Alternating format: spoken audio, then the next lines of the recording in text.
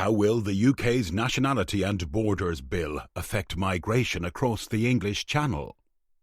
For various reasons, marginalised people like myself and vulnerable asylum seekers arriving by boat to UK shores are rarely heard from.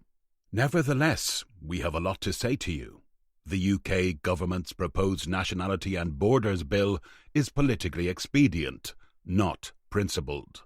I attempt to put myself in the shoes of those desperate asylum seekers who put their life on the line, knowing they may not make it to their destination.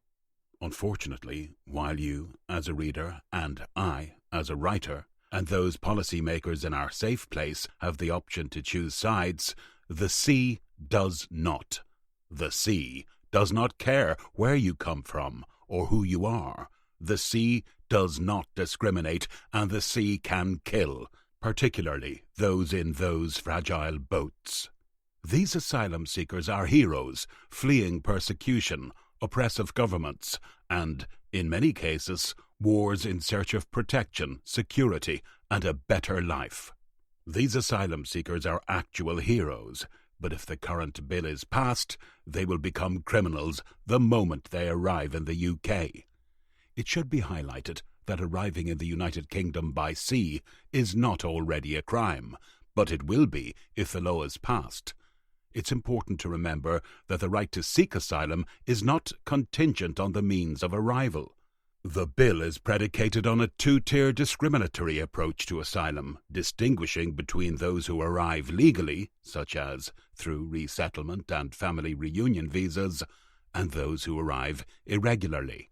Access to asylum and protection in the UK would undoubtedly become significantly more difficult for individuals who enter the country irregularly. Readers should keep in mind that an asylum seeker's right to seek and enjoy refuge does not depend on their regular arrival in a country.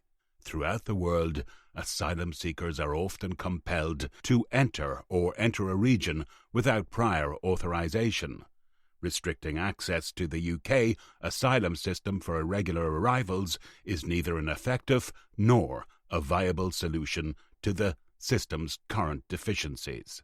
The bill proposes the creation of a substandard temporary protection status based on an individual's circumstances of entry into the UK.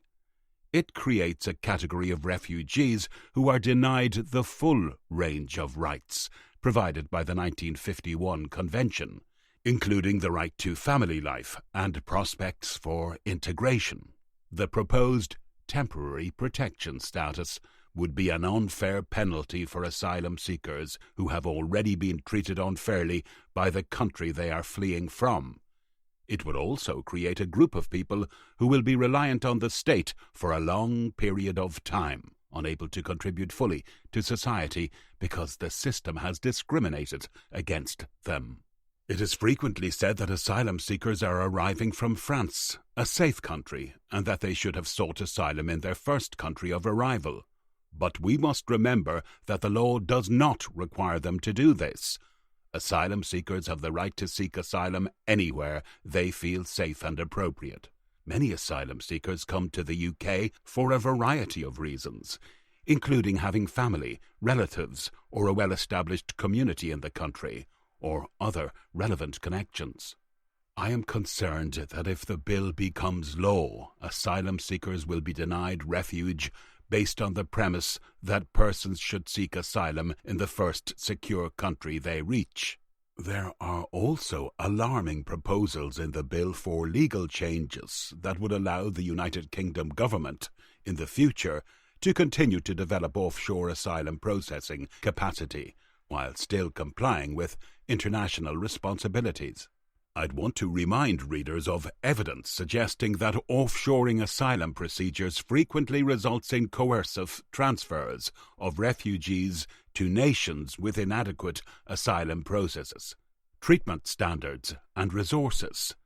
Asylum seekers may be kept indefinitely in remote areas, placing their lives in considerable danger. The reader should keep in mind that the United Kingdom was among the core group of countries that drafted the 1951 Convention and was among the first to sign and ratify it, taking the lead in putting refugee protection into action.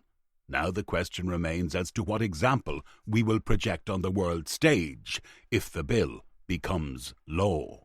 The tragic irony is that one of the several reasons forced migrants wind up in the UK is because of the links created throughout colonialism and the British Empire.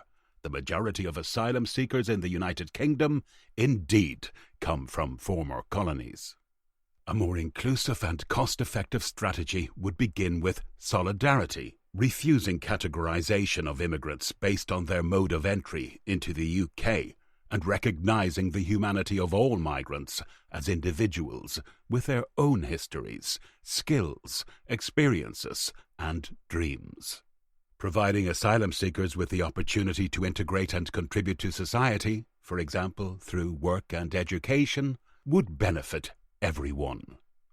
The article was written by William Gomes and first appeared online on August 19th, 2021 in the UK's Big Issue magazine, and then in the magazine's Refugee Special issue on August 23rd, 2021.